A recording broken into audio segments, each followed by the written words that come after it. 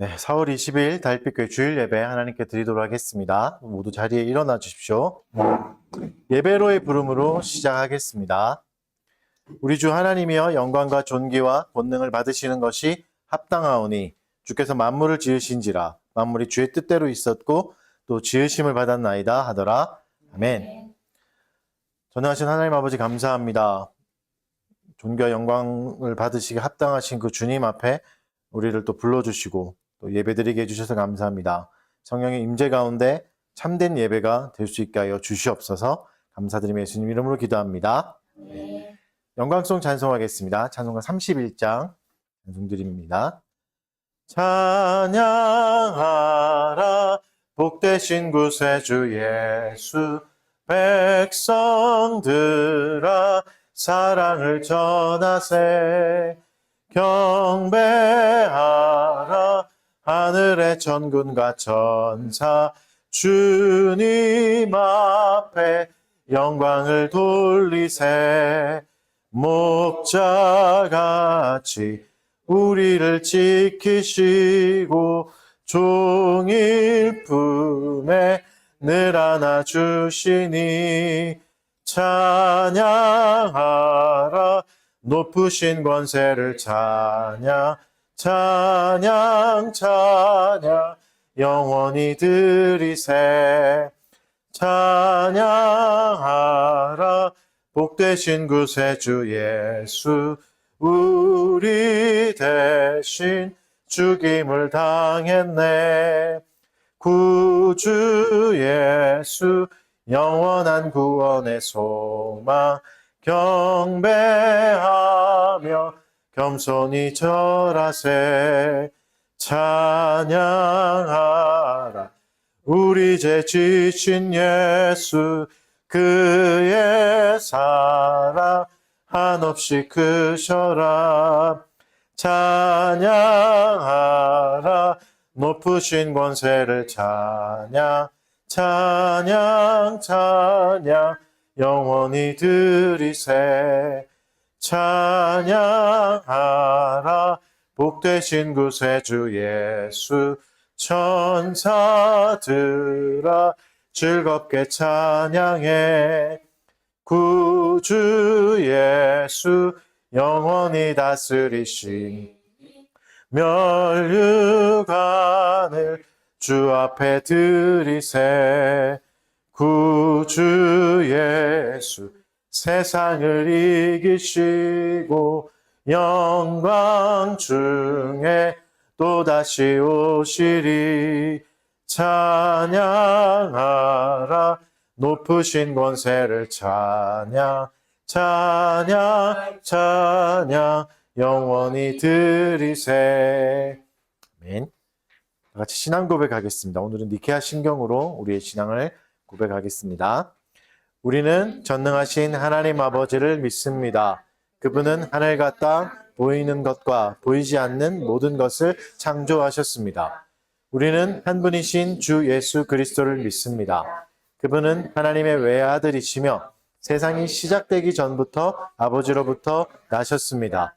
그분은 빛으로부터 온 빛이시며 참된 하나님으로부터 온 참된 하나님이십니다. 그분은 창조되지 않으시고 출생하셨으며 아버지와 같은 본질을 가지고 계십니다. 그분을 통해 창조되었습니다. 그분은 우리 인간을 구원하시기 위해 하늘에서 내려오셨고 성령으로 말미암아 동정녀 마리아에게서 사람이 되어 태어나셨습니다. 그분은 본디오 빌라도 치하에서 우리를 위해 십자가에 못 박혀 고난을 받으시고 장사되셨습니다.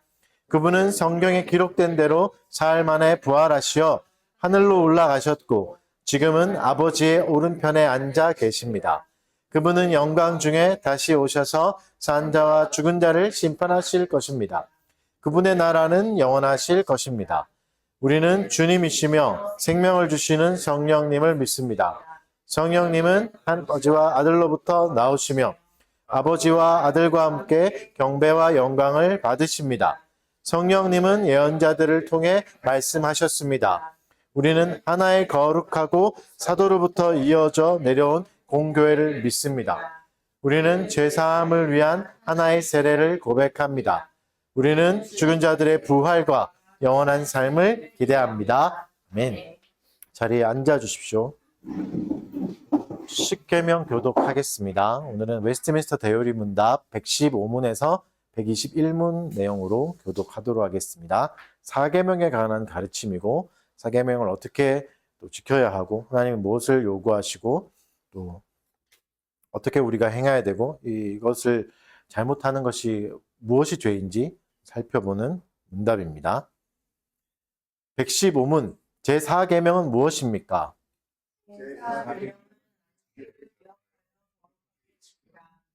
때 동안은 힘써 내 모든 일을 일곱째 날은 내 하나님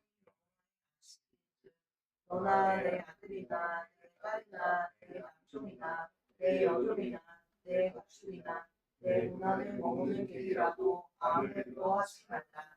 이는 며칠 동안에 나 여호와가 하늘과 땅과 바다와 그 가운데 모든 것을 만들고 일곱째 날에 쉬었습니다. 나는 여호와가 지를 예하여 그날을 거룩하게 116문 제4계명에서 요구하시는 의무는 무엇입니까?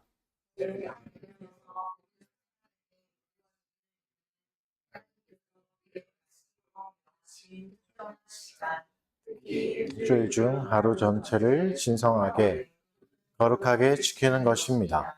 이날은 태초부터 그리스도께서 부활하실 때까지는 일주일 중에 일곱째 날로, 그리스도께서 부활하신 이후부터는 일주일 중 첫째 날로 세상 끝까지 지키게 됩니다. 이날이 기독교의 안식일이며 신약에서는 주일이라고 합니다. 117문 안식일 또는 주일을 어떻게 거룩하게 지킬 수 있습니까? 종일 거룩하게 쉬며 그때나 죄가 되는 일들뿐만 아니라 다른 날에는 정당한 세상의 일들과 오락까지 쉬고 불가피한 일과 자비를 베푸는 일을 제외하고는 모든 시간을 하나님을 공적으로 또는 개인적으로 예배하는 데 사용하는 것을 기쁨으로 삼음으로써 거룩하게 지킬 수 있습니다. 이렇게 하기 위해 우리는 마음을 준비해야 하며 세상 일을 미리 부지런히 절제함으로 배치하고 시기적절하게 처리하여 주일에 해야 할 의무들을 더 자유롭고 적절하게 행할 수 있어야 합니다. 118문 왜 안식일을 지키라는 책임이 가장과 다른 윗사람들에게 특별히 더 주어졌습니까? 안식일을 지키라는 책임이 더 주어진 것은 그들이 당신만 안식일을 지켜야 할 뿐만 아니라 그들의 영향 아래에 있는 모든 사람 또한 안식일을 지키게 해야 하기 때문이며 그들 자신의 일로 아랫사람들이 안식일을 지킬 수 없게 자주 방해할 수 있기 때문입니다. 119문 제4계명에서 금지하시는 죄는 무엇입니까? 금지하시는 죄는 요구하시는 의무들을 전혀 지키지 않는 것, 그 의무들을 몹시 부주의하고 태만하고 무익하게 행하는 것, 그 의무들의 실증 내는 것, 또 게으름과 그 자체로 죄가 되는 일과 세상의 일들과 오락에 대해 불필요한 일과 말과 생각들로 안식일을 모독하는 모든 것입니다. 120문 제4계명을 더 잘 지키게 하기 위해 더해진 내용은 무엇입니까?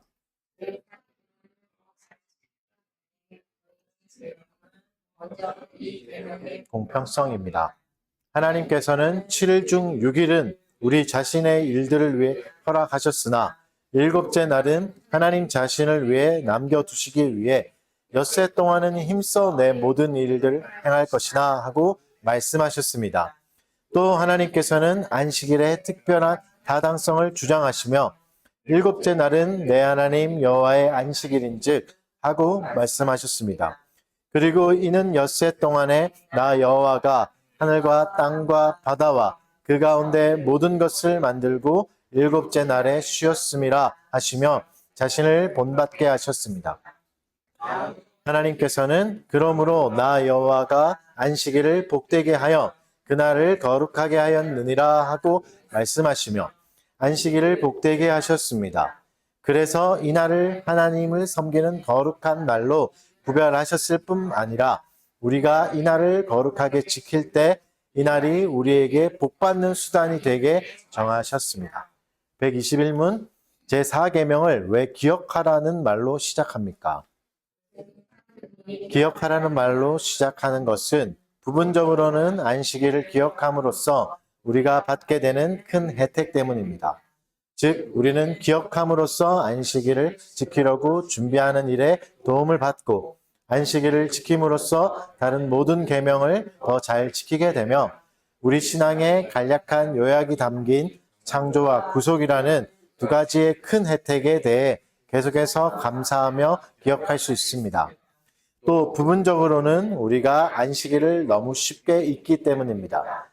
이는 안식일에 대한 우리의 본성의 빛이 약하며 안식일을 기억하기 어렵고 안식일이 아닌 날에 할 수 있고 해도 되는 일들을 안식일에도 하려는 우리의 본성의 자유를 이 계명이 제한하기 때문입니다. 또한 안식일은 7일 중 단 한 번 오는데 그 사이에 일어나는 세상의 많은 일이 우리의 마음을 너무나 자주 안식일을 생각하지 못하게 하여 안식일을 준비하거나 거룩하게 지키지 못하게 하기 때문입니다. 그리고 사탄이 그의 도구들을 가지고 힘써 일하여 안식일의 영광을 없애고 심지어는 안식일에 대한 기억조차도 지워 우리를 모든 불신앙과 불경건에 빠뜨리고자 하기 때문입니다. 이 시간에 죄의 공적인 고백하도록 하겠습니다. 하나님의 거룩한 말씀 앞에 우리의 죄와 우리의 본성을 돌아보며 또 진실한 마음으로 하나님 앞에 고백하고 회개하는 시간을 갖도록 하겠습니다. 또 세상의 가치를 따랐고 하나님의 계명을 지키지 못한 죄악들, 사랑의 우선순위를 바로 세우지 못한 죄악들, 또 자기 부인의 실패한 죄들 고백하면서 하나님께 용서를 구하는 시간 잠깐 갖도록 하겠습니다.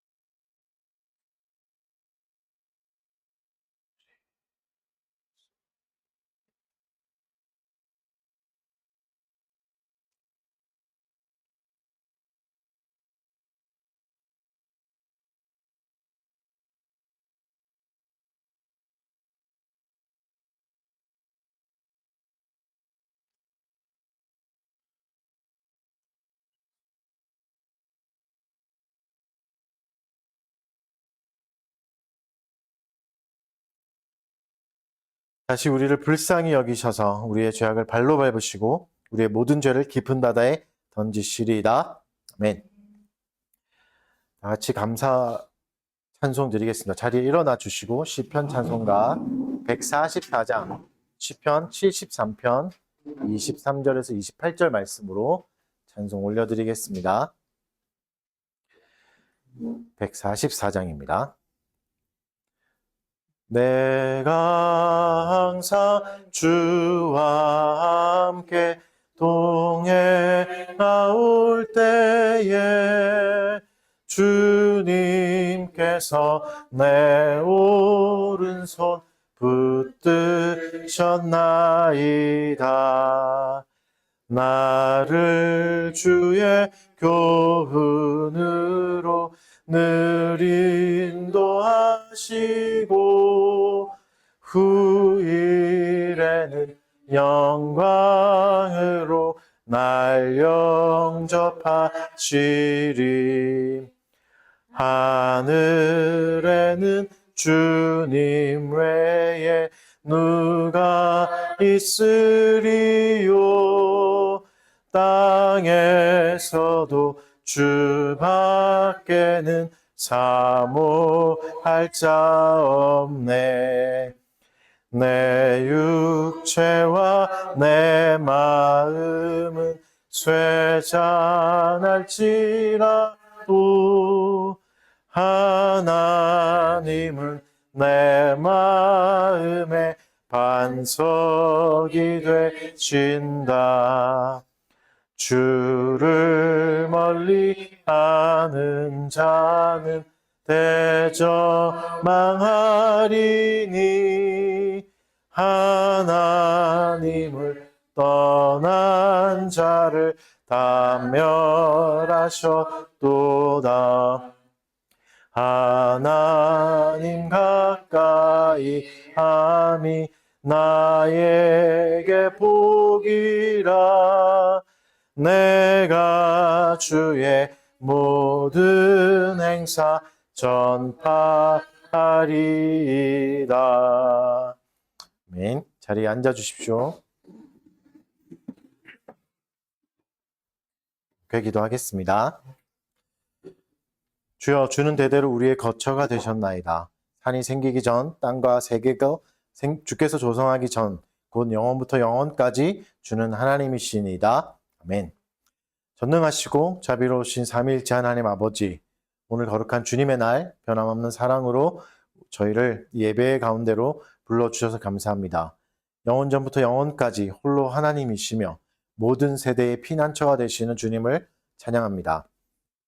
저희가 이 시간 우리의 마음과 뜻과 힘을 다하여 주님께만 영광 돌리기를 원하오니 예배의 모든 순간 가운데 친히 임재하여 주시옵소서. 성부와 성자, 성령 삼위 하나님께서 친히 임재하셔서 우리의 마음의 문을 열어주시고 주님의 말씀을 깨닫는 은혜와 순종하는 용기를 더하여 주시옵소서. 거룩하신 하나님, 저희의 모습을 주님의 빛 가운데 비추어 보니 부끄러움과 죄악뿐임을 고백합니다. 마땅히 주님만을 우리의 최고선으로 삼고 모든 것 위에 사랑해야 마땅함에도 불구하고 세상의 헛된 가치들을 더 중요하게 여기고 눈에 보이는 즐거움과 편안함을 쫓아 살았습니다. 주님의 말씀하시고 제시하시는 좁은 길, 십자가의 길을 외면하고 넓고 편한 길만을 찾았습니다.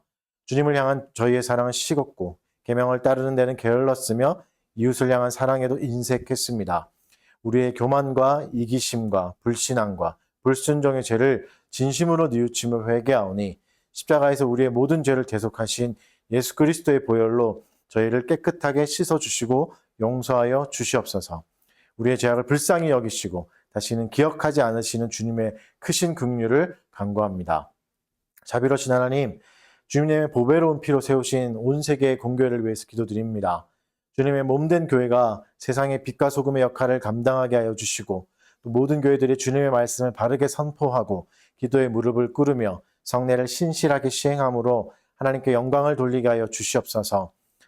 또 거짓된 가르침과 세상의 유혹으로부터 교회를 보호하여 주시고 주님 안에서 모든 교회가 연합하여 세상의 복음을 힘있게 전파하고 은혜의 방편을 바르게 사용할 수 있는 교회가 되게 하여 주시옵소서. 또한 이 나라와 민족을 위해 기도드립니다. 이 땅의 주관자가 되시는 하나님 아버지, 이 나라가 직면한 여러 가지 난제들 가운데 지혜와 분별력을 주시고 특별히 새로운 정부가 주의 공의와 사랑 안에서 백성들을 섬기며 이 어려움을 잘 이겨나갈 수 있게 하여 주시옵소서. 경제적 어려움으로 고통받는 이들을 긍휼히 여겨주시고 갑작스러운 재난으로 슬픔과 상처 가운데 있는 이들을 위로하시며 필요한 도움의 손길을 허락하여 주시옵소서. 사랑하는 하나님, 주님의 몸된 달빛교회 교우들을 위해 기도합니다. 특별히 우리의 사랑하는 다음 세대 청소년들이 세상의 유혹 속에 흔들리지 말게 하여 주시고 오직 하나님만을 경외하며 말씀 안에서 바르게 성장하게 하여 주십시오. 영적으로 또 지적으로 육적으로 건강하게 자라서 하나님 나라의 귀한 일꾼들로 세워지게 하여 주십시오. 직장 생활하는 교우들에게는 각자의 일터에서 하나님이 주시는 지혜와 성실함을 더하여 주시고 사람에게 보이려 함이 아니라 주께 하듯 진실함과 정직함으로 일하게 하여 주십시오. 또 지금 인생의 중요한 준비 과정 가운데 있는 교우들에게도 세임과 능력을 부어주셔서 주님께서 예비하신 귀한 일꾼으로 잘 준비되는 시간이 되게 하여 주십시오. 모든 교우들의 일터를 축복하시고 경제적 어려움 가운데 있는 지체들을 긍휼히 여기사 여러 방편으로 필요한 도움을 채워주시고 돌파구를 열어주시옵소서. 이 시간에 예배에 참석한 모두가 오늘 주신 말씀처럼 날마다 주님을 더욱더 깊이 사랑하고 우리의 옛자와 죄에 대해서는 점점 죽어가고 또 하나님을 향하여 점점 살아나는 참된 제자의 길을 살게 하여 주시옵소서. 이 모든 말씀과 우리의 간구를 우리의 구주 되신 예수 그리스도 이름으로 기도드립니다. 아멘. 말씀 보겠습니다. 오늘은 마태복음 10장 34절에서 42절까지 말씀 보겠습니다.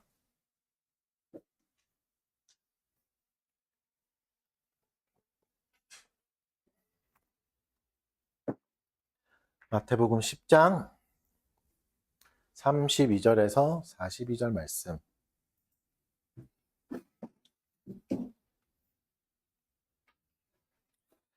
제가 한번 봉독해 드리겠습니다. 내가 세상에 화평을 주러 온 줄로 생각하지 말라. 화평이 아니요 검을 주러 왔노라. 내가 온 것은 사람이 그 아버지와 딸이 어머니와 며느리가 시어머니와 불화하게 하려 함이니 사람의 원수가 자기 집안 식구리라. 아버지나 어머니를 나보다 더 사랑하는 자는 내게 합당하지 아니하고 아들이나 딸을 나보다 더 사랑하는 자도 내게 합당하지 아니하며 또 자기 십자가를 지고 나를 따르지 않는 자도 내게 합당하지 아니하리라. 자기 목숨을 얻는 자는 잃을 것이요 자기를 위하여 목숨을 잃는 자는 얻으리라. 너희를 영접하는 자는 나를 영접하는 것이요 나를 영접하는 자는 나를 보내신 이를 영접하는 것이니라. 선지자의 이름으로 선지자를 영접하는 자는 선지자의 상을 받을 것이요 의인의 이름으로 의인을 영접하는 자는 의인의 상을 받을 것이요 또 누구든지 제자의 이름으로 이 작은 자 중 하나에게 냉수 한 그릇이라도 주는 자는 내가 진실로 너희에게 이르노니 그 사람이 결탄코 상을 잃지 아니하리라 하시니라. 네. 네, 오늘은 사랑은 때로 검이 된다는 말씀으로 제목으로 말씀 전하도록 하겠습니다. 오늘 마태복음 42번째 시간입니다. 최애라는 말 아시죠? 최애. 최고로 애정하는 대상 이런 뜻이잖아요. 여러분의 최애가 다 있겠죠? 아이돌 그룹의 멤버일 수도 있고 뭐 좋아하는 스포츠팀, 또 그 팀의 선수, 또 뭐 애니메이션 캐릭터 이런 것도 최애가 되잖아요. 그리고 아끼는 물건도 최애가 됩니다. 내가 가장 좋아하는 물건 뭐 이런 게 있죠. 사람들은 저마다 다 최애가 있습니다. 가장 아끼고 중요하게 여기는 그런 게 있는 거죠. 무언가가 있죠. 또 이것을 위해서는 어떻게 하죠? 뭐 대상은 다 다르지만 그것을 향하는 양상은 굉장히 비슷합니다. 시간도 쉽게 사용하고 이것을 위해서 시간도 줄 수 있고 돈도 사용하고 열정도 아낌없이 투자합니다. 최애를 위해서는 중요한 약속도 미룰 수 있고 때로는 가족의 반대도 부딪힌다 해도 뭐 계속해서 이제 최애를 향해 나아가잖아요. 그러니까 우리 삶에는 이렇게 이제 무언가보다 무엇을 더 중요하게 여기는 우선순위가 자연스럽게 존재합니다. 근데 만약에 누군가 나타나서 우리들에게 여러분에게 이렇게 한다면 어떻겠습니까? 당신의 부모님보다 나를 더 사랑하십시오. 당신의 자녀보다 나를 더 사랑하십시오. 그렇지 않으면 당신은 나와 함께 할 수 없습니다. 이러면 어떻겠습니까? 굉장히 황당한 말이잖아요. 또 섬뜩하게 들리기도 하죠. 감히 누가 이런 요구를 할 수 있겠습니까? 내가 당신의 최애가 되게 해주십시오라고 강요할 수 있는 사람은 없습니다. 뭐 가스라이팅 같은 거잖아요. 이렇게 한다면. 근데 오늘 예수님이 본문에서 충격적인 선언을 하십니다. 평화의 왕으로 오셨다고 말했던 그분이 내가 화평을 주러 온 게 아니다. 그렇게 생각하지 마라. 화평이 아니라 칼 주러 왔다. 검을 주러 왔다. 이렇게 말씀하십니다. 그리고 뭐라고 말씀하셨죠? 아버지나 어머니, 또 나보다 더 아버지를 나보다 더 사랑하는 자는 합당하지 않아. 이렇게 말씀하시죠. 굉장히 황당한 말입니다. 평화를 주지 않고 검을 주겠다. 또 가족 사랑이 대신에 나를 향한, 자신을 향한 절대적인 사랑을 요구하시는 예수님입니다. 굉장히 불편하고 날카로운 말씀이죠. 이게 우리에게 굉장히 당황하게 하고 우리를 어렵게 합니다. 그럼 예수님이 주시는 검은 뭘까? 그럼 이 검이 진짜 이 칼이 우리를 정말 죽이고 또 부수고 상처를 주는가? 그렇지는 않겠죠. 그래서 오늘 본문을 통해서 우리가 예수님이 주시는 검이 역설적인 검이라는 것을 발견하게 될 겁니다.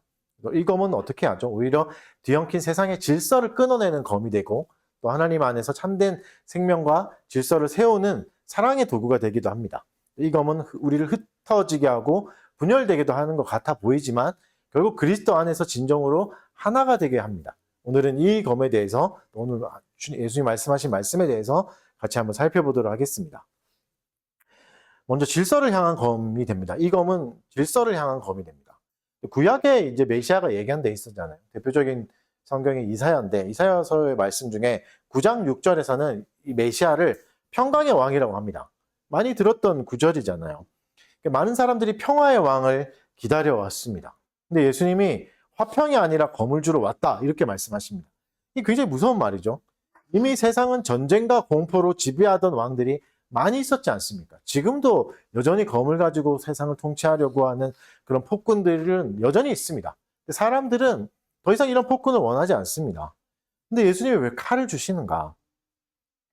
구약의 말씀이 틀린 게 아니라면 예수님은 분명히 평화의 왕으로 오신 겁니다. 그러면 이 평화가 우리가 알고 있는 평화와는 개념이 다를 수 있는 거죠. 구약에서 말씀하신 평화, 가장 우리가 많이 잘 알고 있는 히브리어잖아요. 샬롬이라고 하잖아요. 샬롬이 평화잖아요. 뭐 이 샬롬은 단어를 보면 전쟁이나 갈등이 없는 상태를 말하기도 하지만 샬롬이란 말은 좀 더 다른 의미도 있습니다. 온전함, 완전하다, 화목하다 이런 표현을 포함하는 훨씬 더 좀 더 넓은 개념이 샬롬입니다.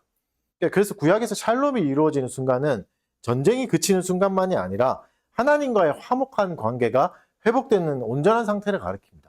그 샬롬은 전쟁터 한가운데일 수도 있고 원수에게 둘러싸여 있는 천만인이 나를 둘러치는 순간일 수도 있습니다. 그 순간에도 샬롬인 임할 수 있는 거죠. 이사야서 26장 3절에서 이렇게 말씀하십니다. 주께서 신지가 견고한 자를 평강하고 평강하도록 지키시리니 이는 그가 주를 신뢰함이니이다. 이 구절뿐만 아니라 많은 곳에서 진짜 샬롬은 이걸 말합니다. 하나님과의 평화. 근데 이 평화가 사회적 평화로 확장될 수 있는 거죠. 이 평화를 누리는 사람이 다른 사람과도 평화할 수 있는 거죠. 우리가 불안에 쌓여 있다면, 두려움에 쌓여 있다면 사실 이 평화가 지금 깨져 있는 겁니다. 하나님과의 평화. 하나님 우리에게 우선적으로 주시고자 하는 평화는 이겁니다. 하나님과의 화목이죠. 하나님과의 평화죠. 그래서 예수님은 이 평화를 위해서 검을 주십니다. 그래서 예수님이 주시는 검은 물리적인 폭력을 말하는 게 아닙니다. 예수님이 폭력을 행하신 적이 없습니다. 이 땅에서 사역하시면서. 어떻게 하시죠? 오히려 병든 자를 찾아다니시고 소외된 자를 찾아주시고 고쳐주시고 함께 해주시고 그들의 편에 서주셨습니다. 그러니까 예수님이 주시는 검은 이런 의도의 검은 아닌 거죠. 가장 비슷한 게 성경에서 많이 나오는 검의 이미지를 생각해 볼 수 있습니다. 성경에서 말하는 가장 대표적인 검의 이미지는 뭐죠? 진리의 말씀이잖아요. 히브리서 4장 12절에서도 말씀을 검으로 표현합니다. 또 이게 우리 홍과 영과 골수를 찔러 쪼개기까지 한다. 말씀이 그렇게 말하죠. 또 교부 중에 힐라리우스라는 교부도 이 검을 말씀을 의미한다라고 이제 해석하기도 했습니다. 그러니까 검이 진리의 말씀이라면 이 검은 무엇과 부딪히겠습니까? 검은 뭔가 공격하고 방어할 때 사용하는 거니까 거짓과 충돌합니다. 이 검은 거짓과 충돌하는 검입니다. 어둠 속에서는 더러움과 악함과 선함을 분별할 수 없습니다. 다 그냥 어두워 보이고 다 선해 보이기도 하고 그렇게 보이지만 빛이 비추면 어떻게 되죠? 명확하게 드러납니다. 진리가 드러나고 거짓은 드러납니다. 진리의 빛은 우리에게 선을 주시긴 하지만 우리에게 뭐도 드러나는 거죠? 더러움도 드러납니다. 우리의 악함도 반드시 드러납니다. 세상은 지금 어떻습니까? 하나님과 끊어진 상태잖아요. 아담의 타락 이후로 완전히 하나님을 끊어져서 죄로 인해서 하나님을 알 수도 없고 하나님과의 교제 가운데 들어갈 수 없는 상태로 살아갑니다. 끊어진 상태인 거죠. 이런 상태에서 세상과 평화하겠다는 것은 거짓된 안정입니다. 왜죠? 하나님이 없으니까. 하나님과의 관계가 없으니까 세상은. 그 사람들과 하나님의 자녀가 온전히 화평을 누린다면 이게 모순이고 이게 오히려 이상한 일이에요. 하나님과 불화한 세상 속에서 살아가는 하나님의 자녀는 반드시 세상과 구별될 수밖에 없습니다. 세상과 친해질 수가 없는 거죠. 한계가 있죠. 친해질 수는 있겠으나 일정한 한계가 분명히 있습니다. 이게 예수님이 가져오시는 불화와 분열의 본질입니다. 오늘 본문에 나오는 불화는 언어적 의미를 좀 살펴보면 분리시킨다, 갈라지다 이런 표현입니다. 둘로 나눌 때 쓰는 단어예요. 그래서 예수님이 우리를 뭐하고 분리시키는 겁니까? 하나님입니까? 그렇지 않죠. 악과 분리시킵니다. 악함과 분리시킵니다. 하나님 없음과도 단절시킵니다. 그래서 이 검은 파괴가 목적이 아니라 새로운 질서를 세우기 위한 검입니다. 잘못된 질서를 잘라버리는 거죠. 그래서 예수님이 주시는 평화는 세상과의 타협이 아닙니다.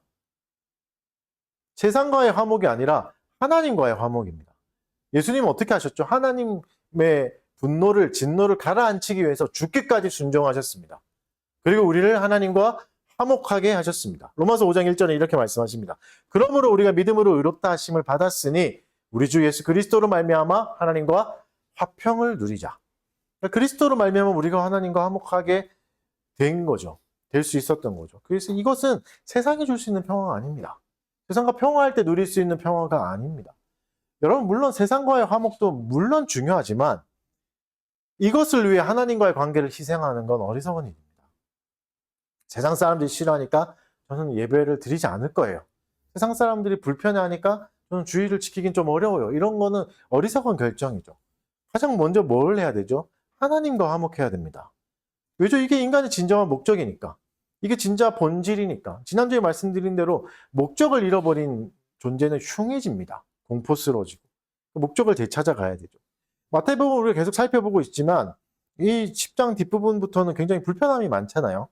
왜죠? 진리를 따르는데 대가가 필요하다는 말씀 계속하고 계시니까.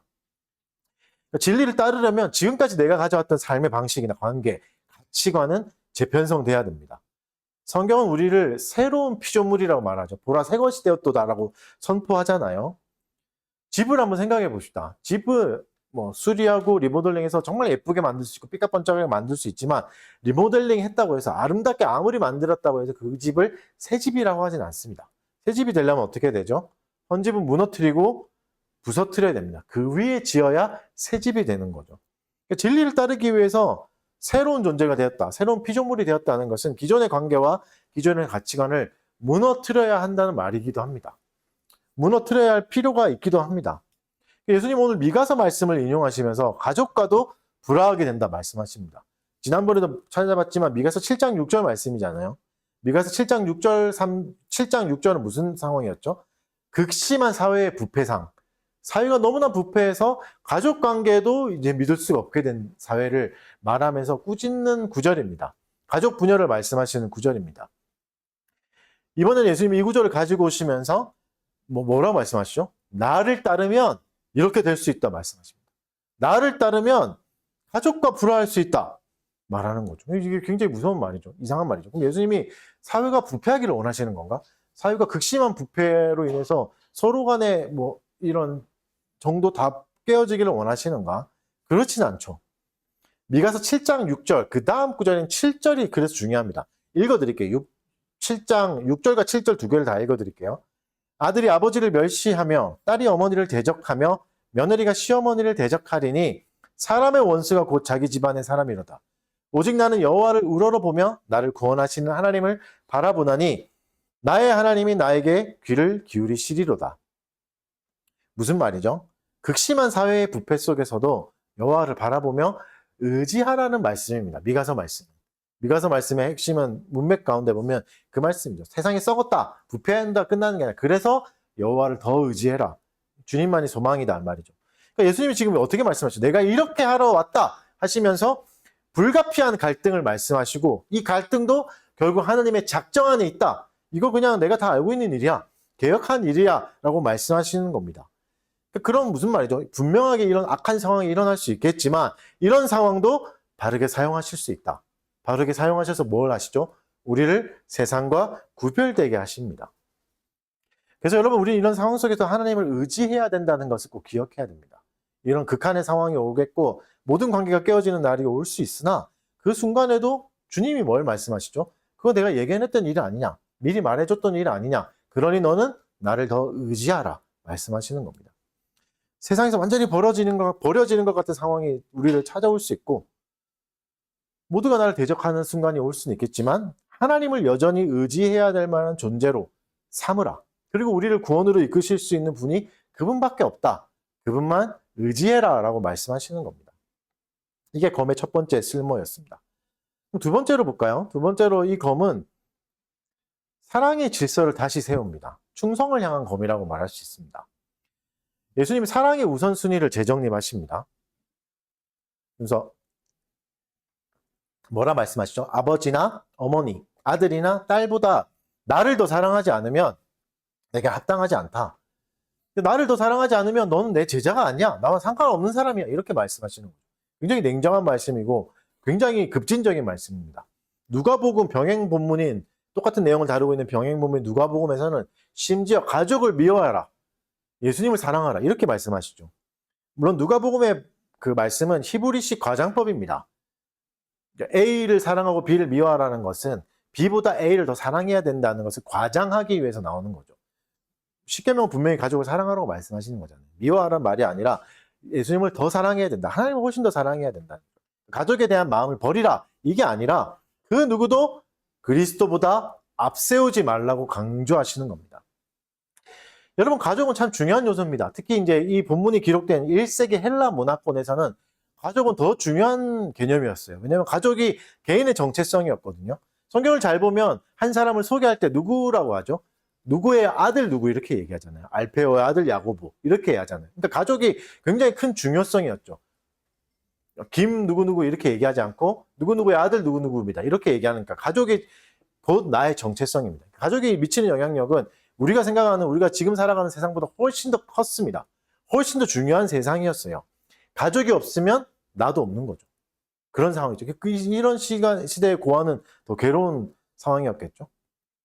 근데 이런 가족보다 예수님을 더 사랑하라고 말씀하시는 겁니다. 굉장히 충격적인 말씀입니다. 분명 핵심은 가족에 대해서 아무 감정도 갖지 말라 이게 아니라 충성의 절대적인 순위가 있다. 우선순위가 있다. 그것을 잘 지키라고 말씀하시는 겁니다. 가족이나 친구나 성공, 이게 하나님이 주신 좋은 것들이잖아요. 이것들은 우리에게 유익을 줍니다. 그러나 이것들을 하나님보다 더 사랑하게 될 때 이것이 우리의 우상이 되는 거죠. 대우리문답 105문에서 1계명을 설명하면서 우리 몇 주 전에 문답했던 1계명을 설명하면서 이렇게 설명하잖아요. 자기 사랑이나 자아 추구나 과도하고 무절제하게 우리의 마음과 의지와 애정을 다른 일에 쏟는 것, 그리고 그것을 전적으로 또 부분적으로 하나님으로부터 그것 때문에 하나님으로 떠나게 하는 것들, 이게 1계명을 어기는 죄라고 105문에서 살펴봤습니다. 기억나시죠? 틴켈러도 이렇게 말합니다. 가족을 신처럼 섬길 때 그 기대는 오히려 가족 구성원을 짓누르고 관계를 파괴할 수 있다. 그럴 수 있죠. 하나님이 계셔야 될 자리에 다른 것을 두면 그것이 우리를 오히려 괴롭게 할 수 있습니다.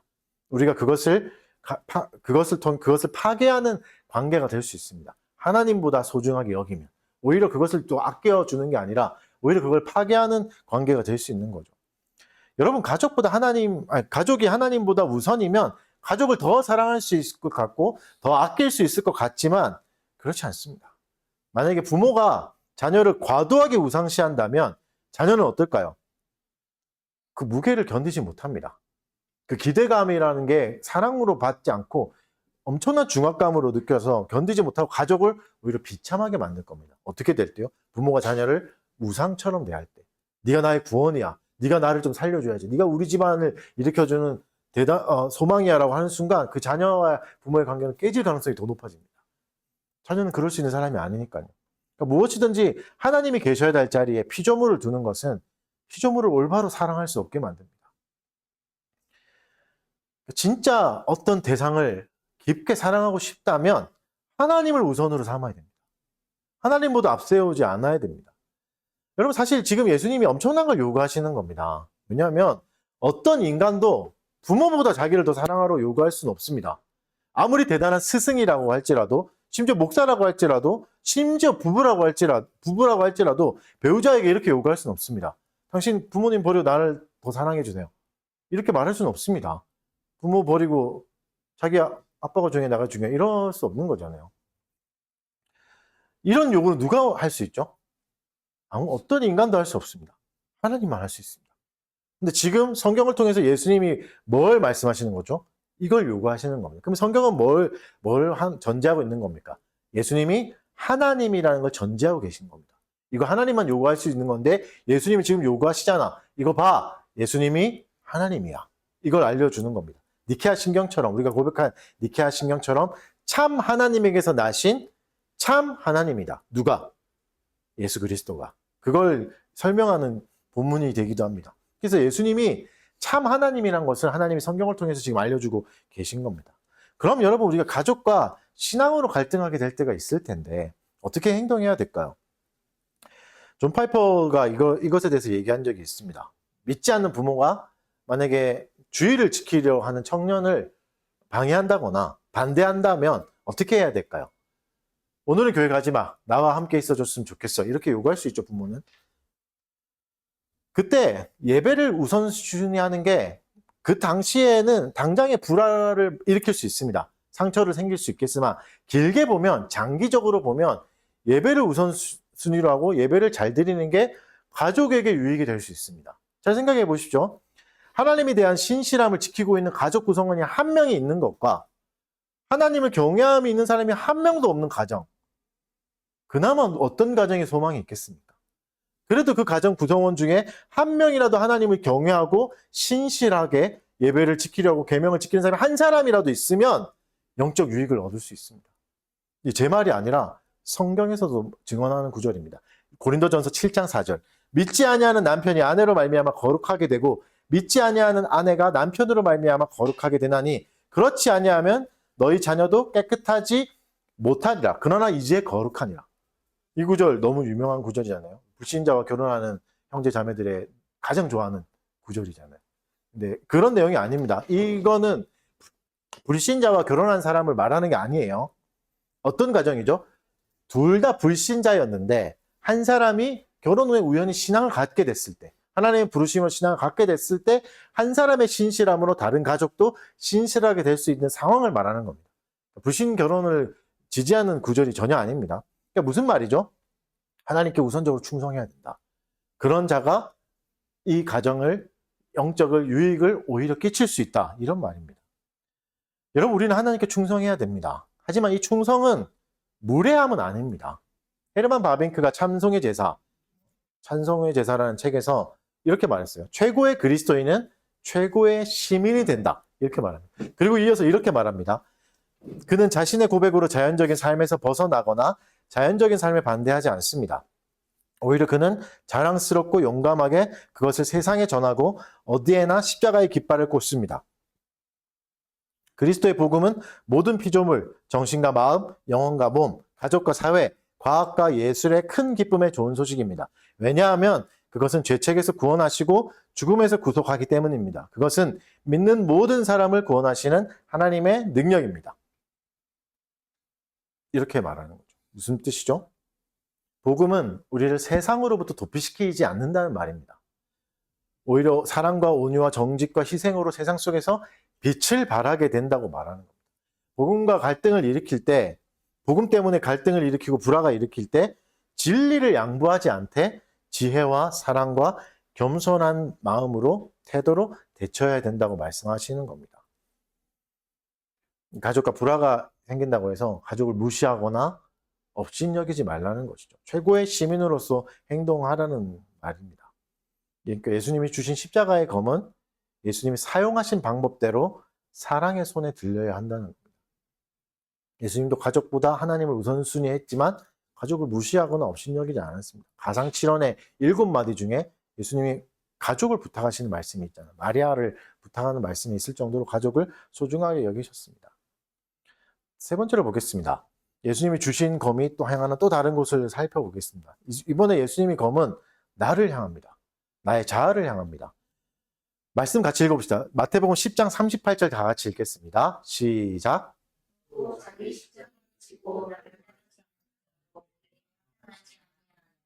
예수님이 십자가를 말씀하시죠. 근데 여러분, 이 시점은 아직 예수님이 십자가를 지기 전입니다. 그래서 이 말씀을 들었던 사람들에게 십자가의 이미지에, 십자가라는 이미지에 예수님이나 구원의 이미지는 없을 때입니다. 순수하게 십자가는 사형틀이죠. 가장 악독한 자를 수치스럽고 고통스럽게 죽이는 사형틀이 십자가입니다. 근데 예수님이 뭐라고 말씀하시죠? 가장 수치스러운 이 십자가를 지고 나를 따라오라고 말씀하시는 겁니다. 우리로 말하면 너 사형수가 돼서 나를 따라와라. 모든 거 다 파괴하고 세상이 가장 악한 자가 돼서 나를 따라와라. 이렇게 말하죠. 굉장히 불쾌한 말이고 황당하고 불가능한 요구입니다. 그래서 여기서 십자가는 그냥 어려움이 많다는 의미가 아닙니다.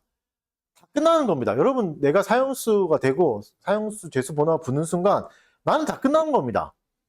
아무것도 남지 않아요. 십자가에서 나의 명예도 남지 않고 어떠한 권리도 없어집니다. 권리도 요구할 수 없고 나의 야망도 끝나고 목숨도 끝납니다. 그 자리에서. 이것을 지고 예수를 따르라는 것은 모든 걸 다 포기하라는 겁니다. 다 포기해야 됩니다. 나를 포기하라는 거죠. 자기 부인이라고 하죠. 죽음의 길입니다. 누가복음에선 날마다 자기 십자가를 지고 나를 따르라라고 말씀하십니다. 더 강력한 말이죠. 그래서 예수를 따르려면 나의 모든 걸 포기해야 됩니다. 이걸 분명하게 지금 알려주시는 겁니다. 청소년 여러분, 예수를 따르는 길에는 수치스러운 일이 생깁니다. 친구들에게 부끄럽고 민망한 일도 생깁니다. 죄송하지만 나의 꿈을 포기해야 될 시간이 있을 수도 있습니다. 예수님은 분명히 이걸 말합니다. 여러분들 깊이 새겨두길 바랍니다. 저는 분명히 말했습니다. 그럼 무슨 말이죠? 완전한 죽음이라는 거에 나의 의지도 다 죽고 이성도 다 죽이고 포기한 채로 기계처럼 그냥 살아가라는 말인가? 그렇지 않습니다. 칼빈이 기독교 강요에서는 참된 신자의 삶을 자기를 부인함으로써 하나님의 뜻에 자기의 뜻을 복종시키는 연속된 과정이라고 말합니다. 참된 신자는 결국 뭐죠? 자기를 부인하고 진리를 따르는 삶을 살게 된다는 말입니다. 그래서 39절에서는 왜 이렇게 말씀하시는지 말씀해 줍니다. 39절 같이 읽겠습니다. 시작. 나를 위하여 자기 목숨을 잃는 자는 얻으리라.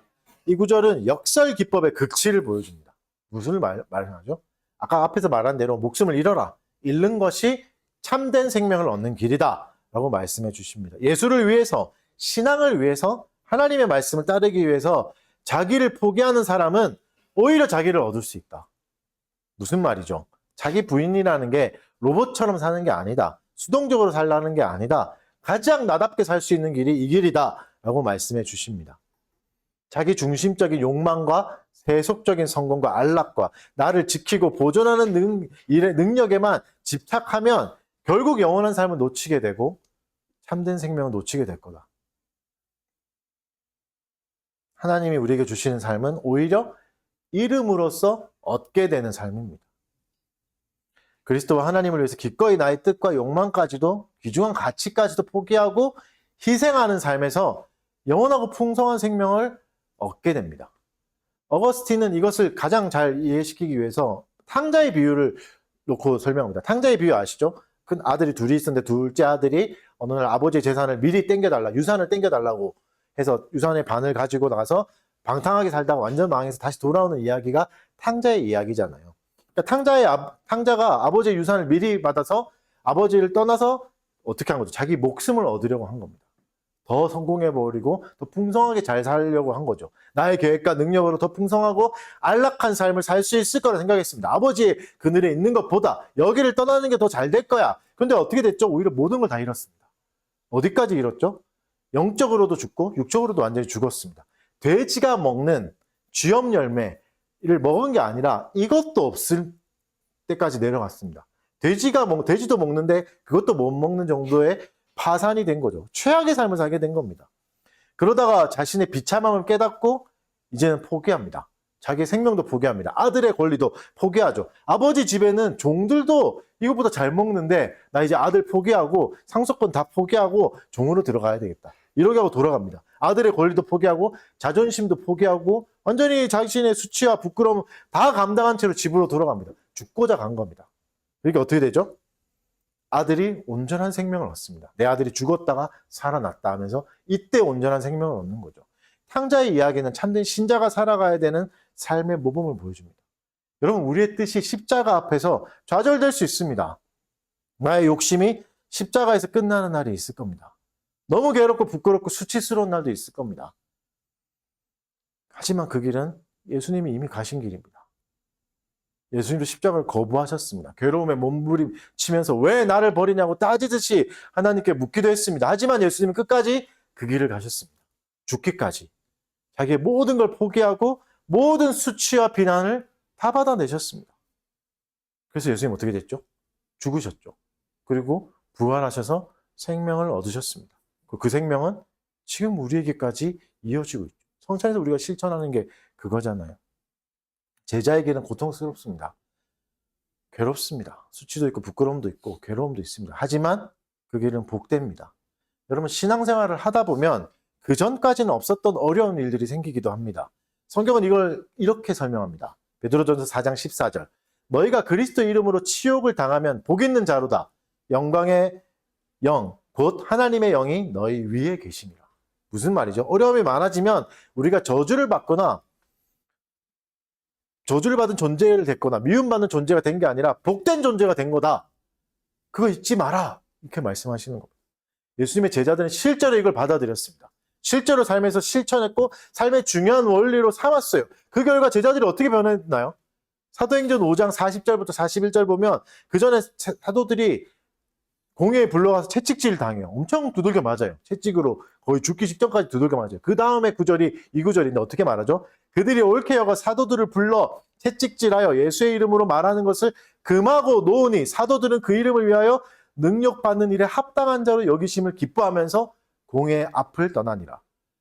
채찍은 가장 수치스러운 명예를 죽이는 벌이거든요. 아프기도 하지만 가장 수치스럽습니다.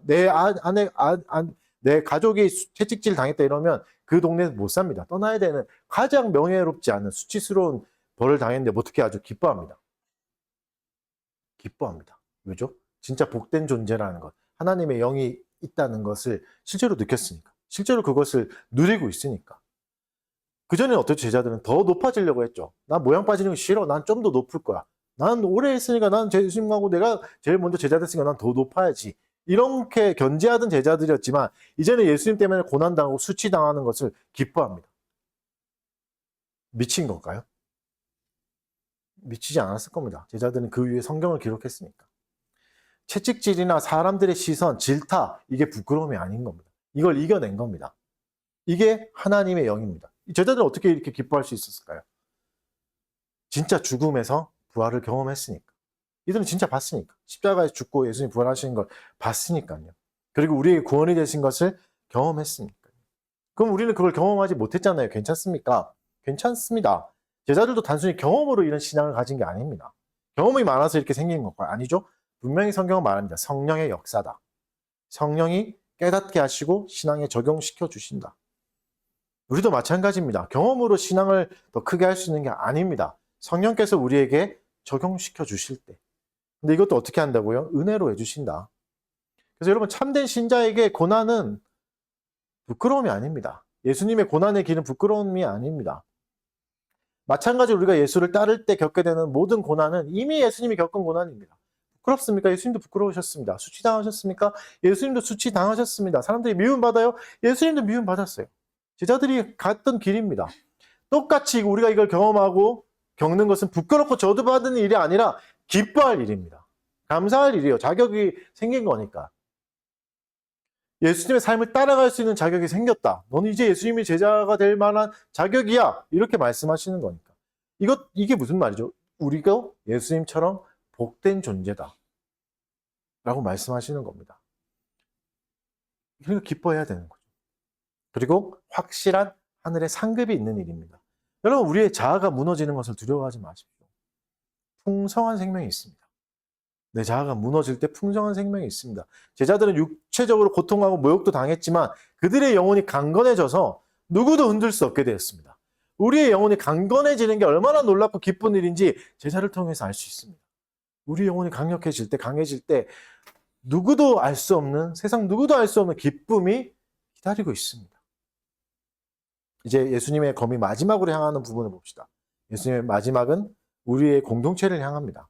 섬김과 보상을, 질서를 새로 세우는 검이 됩니다. 그리스도가 주시는 검은 우리의 선행을 격려하십니다. 그리스도의 이름을 따르는 자를 돌보고 그들을 영접하는 것이 그리스도를 영접하는 거고, 그것이 하나님 아버지를 영접하는 것이라고 말씀해 주십니다. 무슨 말이죠? 그리스도와 그리스도를 따르는 제자들은 서로 연결되어 있다는 걸 말씀해 주시는 겁니다. 그리스도는 우리의 머리가 되시고 우리는 그의 지체잖아요. 그래서 그 지체를 소중히 여기고 돌보는 것은 그리스도를 섬기는 것과 연결됩니다. 우리는 서로를 잘 섬겨야 됩니다. 근데 이거 어렵죠? 왜 그렇죠? 내가 아무리 헌신하고 섬기고 희생해도 좋은 것을 나눠줘도 돌아오는 게 별로 없습니다. 감사나 보답 같은 건 뭐 바라지도 않습니다. 그저 괴롭히지만 않아도 좋겠습니다. 근데 그렇지 않죠? 내가 행한 선이나 그리스도를 생각함으로 참고 버틴 순간들이 그리 좋은 열매로 돌아오지 않을 때가 너무 많습니다. 그래서 우리는 여기서 선을 멈춰버리죠. 나도 똑같이 할 거야. 나도 미워할 거야. 나도 분노할 거야. 나도 승질 다 낼 거야. 이렇게 바뀌어버리죠. 그런데 예수님 우리에게 검을 주시면서 다시 선을 행하라고 격려하십니다. 42절 읽어보겠습니다. 같이 읽겠습니다. 시작.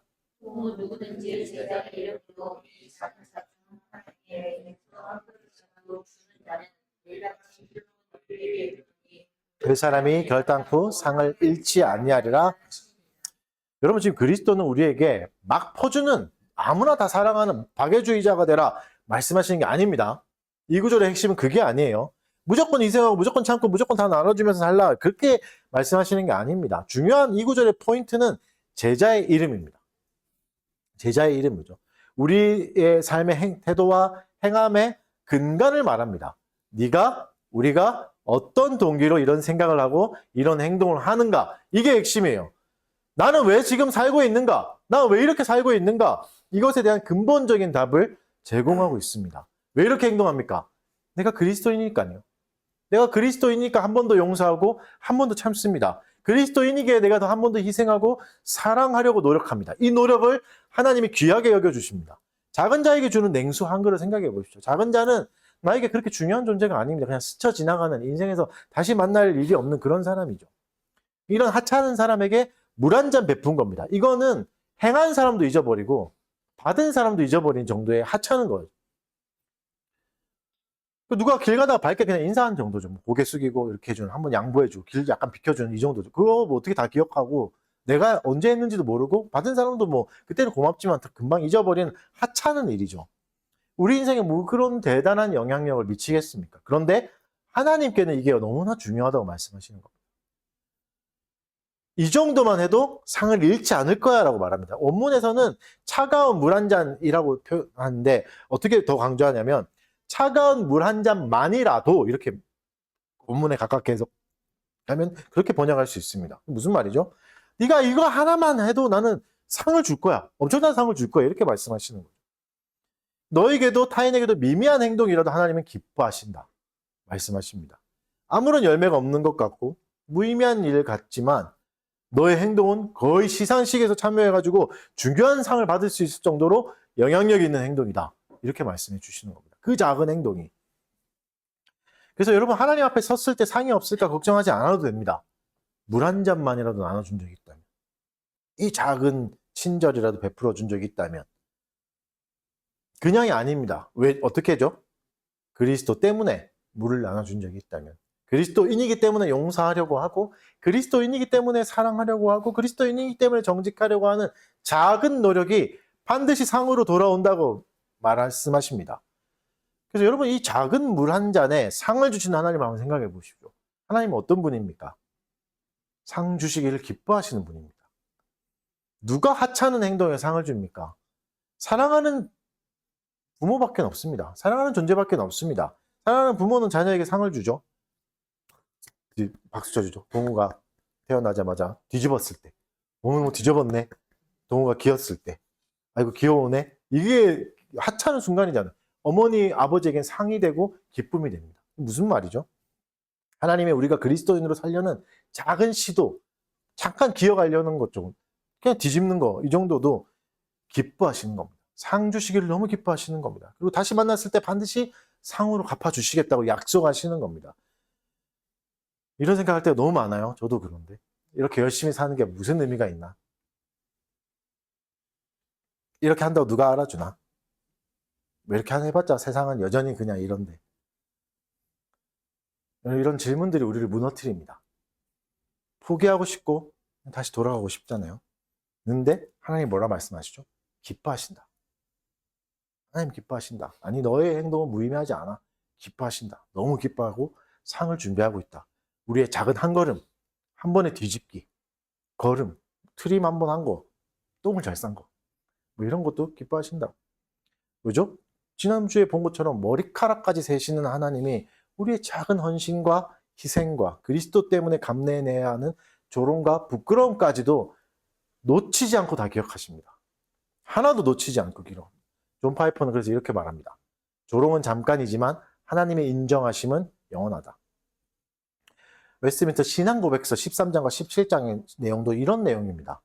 성도의 견인, 성도의 인내를 얘기하는 장인데 내용을 정리해보면 이런 내용입니다. 성도는 한 번 부르심을 받고 거듭난 이후에도 그리스도의 죽음과 부활과 그분의 말씀과 성령의 역사로 말미암아 몸 전체의 죄의 지배권을 깨뜨리고 모든 구원의 은혜 속에서 점점 살아나 거룩함을 실천한다. 이 구절 그대로 있는 건 아니고 이제 제가 정리한 구절입니다. 그래서 하나님께서 택하시고 성령으로 부르신 성도는 결코 구원의 상태를 완전히 잃지 않고 끝까지 견디고 영원한 구원을 얻는다라고 신앙고백서는 말하고 있습니다. 확실한 보상이 있습니다. 견디어 가십시오. 아무도 몰라주더라도 나의 작은 실천은 하나님 반드시 기록하고 계시고 반드시 선한 열매가 있을 겁니다. 지금은 안 보이겠지만 반드시 갚아주십니다. 30배, 60배, 100배의 생명을 주신다고 하나님은 약속하셨습니다. 그 약속대로 저와 여러분에게 다 이루어질 겁니다. 오늘 작은 실천과 견딤을 계속해 나가시길 바랍니다. 오늘은 예수님이 가져오신 검의 의미에 대해서 한번 살펴봤습니다. 예수님이 주시는 검은 우리가 생각하는 폭력이나 파괴만을 말하지 않습니다. 오히려 죄로 왜곡된 세상의 거짓 평화를 깨뜨리고 우리의 사랑의 우선순위를 바르게 세웁니다. 죽음을 통해서 참된 생명을 얻게 하십니다. 우리의 영혼이 풍성해지게 하십니다. 마침내 그리스도 안에서 작은 행동조차 포기하지 않고 귀하게 여기는 삶을 살게 하십니다. 그리스도는 우리에게 좋은 검을 주셨습니다. 이 검은 사랑으로 사용해야 됩니다. 그리스도의 검은 우리를 분열시키고 아픔을 주는 것 같지만 실은 우리를 그리스도의 몸으로 오히려 단단하게 묶으시는 끈이 됩니다. 사랑의 끈이 됩니다. 예수님은 오늘 우리에게 검을 주십니다. 이 검을 받은 여러분은 어떻게 행동하시겠습니까? 검을 두려워해서 피하시겠습니까?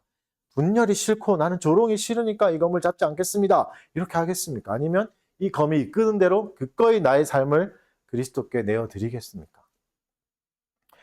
이 길은 분명히 힘들고 어렵습니다.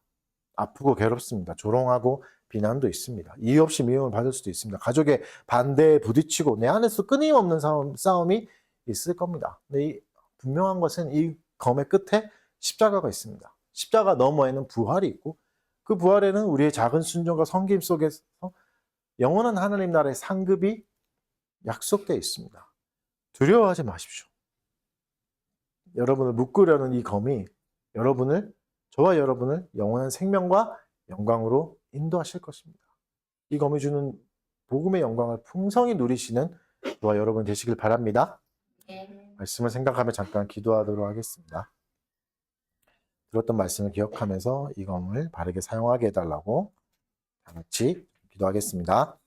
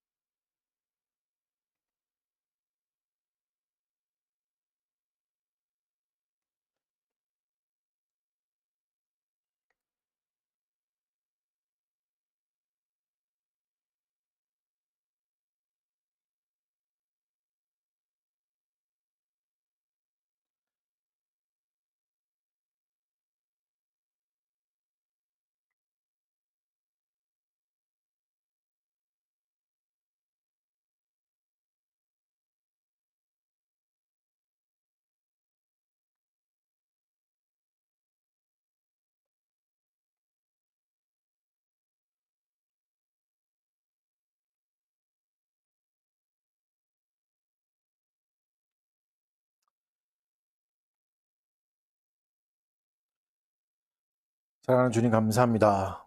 예수께서 주시는 사랑의 검을 생각해 봤습니다. 그 검으로 우리의 잘못된 평화를 깨뜨려 주시고 하나님과 더욱더 연합한 자리로 갈 수 있게 해주십시오. 우리가 죄에 대해서 점점 더 죽고 하나님에 대해서 점점 더 살아나는 참된 신자의 삶을 두려움 없이 갈 수 있게 해주시옵소서. 두려운 순간들이 또 찾아오겠지만 세상의 조롱과 비판과 미움은 또 받을 수 있겠지만 그 죽음의 너머에 영광에 있음을 기억하며 그 순간들을 잘 참고 이겨내는 참된 신자가 되게 하여 주시옵소서. 노력하려 하는 자에게 귀한 상급을 예약하시고 또 주시기로 약속하신 하나님의 약속을 붙들며 이 어려운 순간들을 또 하루 견디고 이겨나갈 수 있게 해주십시오. 주님 주시는 진정한 평화가 진정한 사랑이 진정한 영혼의 강건함이 우리 모두에게 임하게 하여 주시옵소서. 감사드리며 예수님 이름으로 기도합니다. 네, 이 시간에 성찬 행하도록 하겠습니다.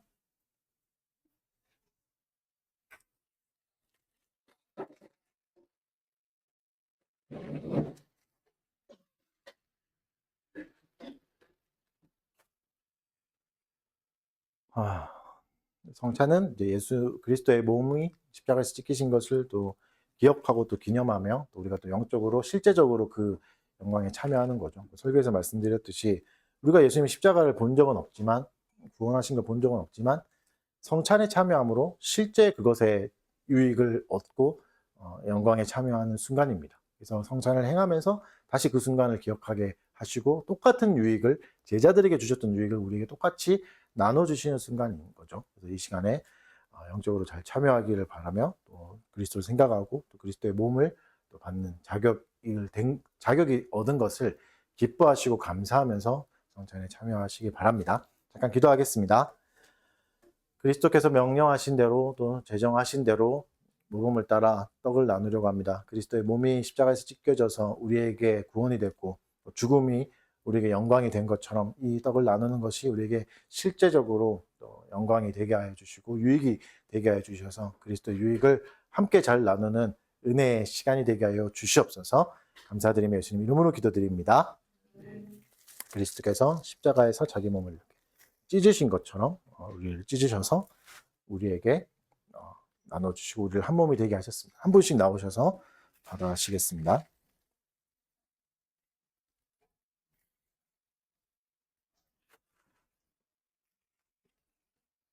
그리스도의 몸입니다.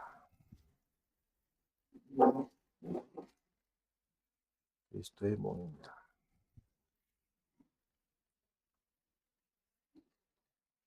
그리스도의 몸입니다.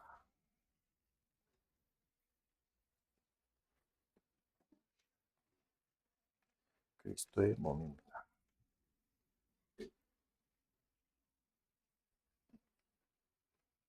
그리스도의 몸입니다.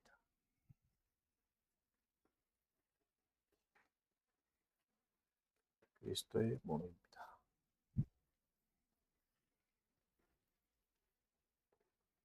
그리스도의 몸입니다.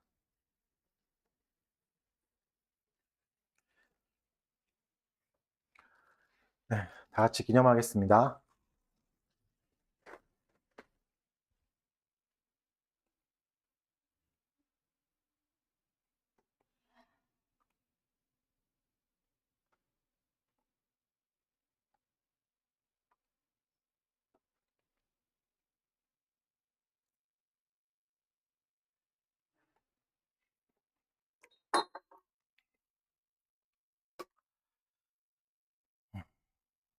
잔을 나누겠습니다.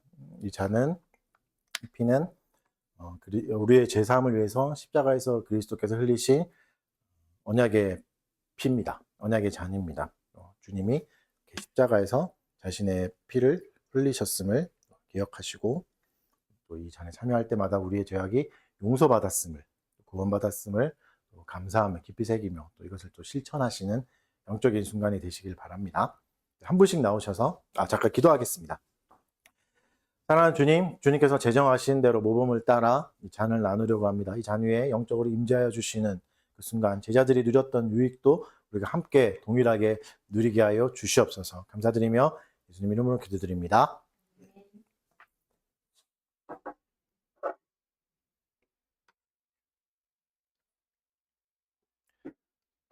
그리스도의 피입니다.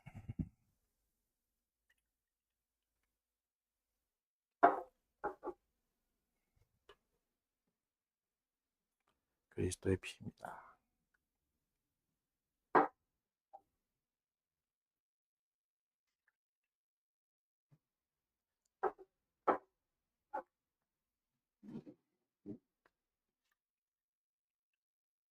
그리스도의 피입니다.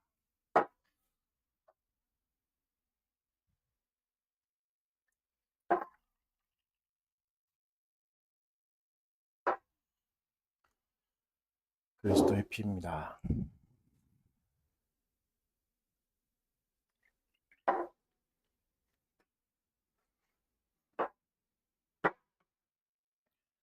그리스도의 피입니다.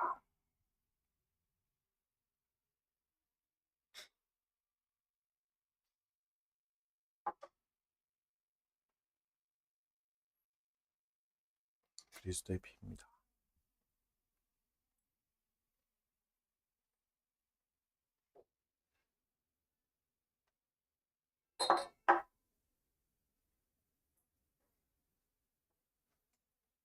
그리스도의 피입니다.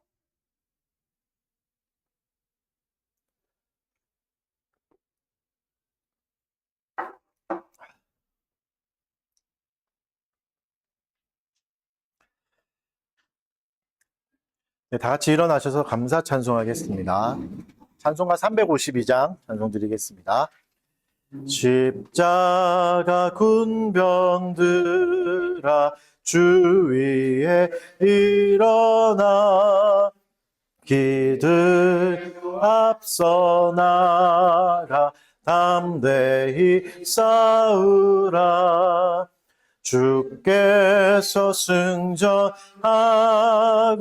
영광을 얻도록 군대 거느리사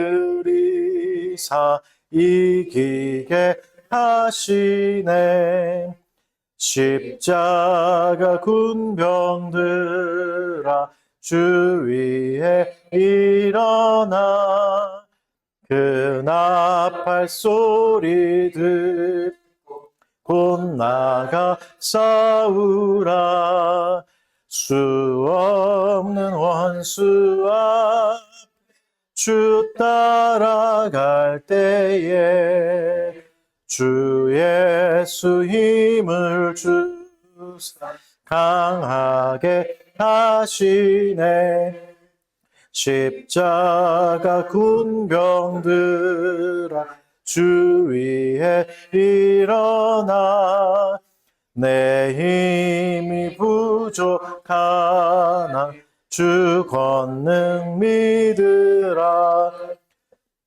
금의 갑주 입고 기도하면서 너 맡은 자리에서 충성을 다하라 십자가 군병들아 주 위에 일어나 이날에 접전하고 곧개가 부르라 승전한 군사들 영생을 얻으며 영광의 주와 함께 왕노릇하리라. 아멘. 헌상 기도하겠습니다. 사랑하는 주님 감사합니다. 우리에게 또 재물 얻을 힘을 주시고 각자의 삶의 현장에서 고군분투하면서 눈물겹게 살아서 얻은 것들을 하나님께 돌려드리게 해주신 것 감사드립니다. 이 귀한 예물들을 바르게 잘 사용하게 해주시고 건강한 교회를 세우고 또 건강한 지체들을 세우는 일에 잘 사용할 수 있게 해주시옵소서. 또 하나님 또 드리지 못한 손길도 축복하여 주시고 경제적 어려움 가운데 있는 이들의 마음을 헤아려 주셔서 두렵지 않게 해주시고 더 좋은 것으로 하나님을 드릴 수 있고 인색하지 않을 수 있도록 많은 것으로 베풀어 주시고 갚아 주시옵소서. 감사드리며 예수님 이름으로 기도드립니다. 강복선언으로 예배 마치도록 하겠습니다. 오늘 강복선언은 민수기 말씀으로 강복선언 하도록 하겠습니다. 민수기 6장 24절부터 26절 말씀입니다. 여호와는 내게 복을 주시고 너를 지키시기를 원하며 여호와는 그의 얼굴을 내게 비추사 은혜 베푸시기를 원하며 여호와는 그 얼굴을 내게로 향하여 드사 평강 주시기를 원하노라. 아멘. 자리에 앉아 주십시오.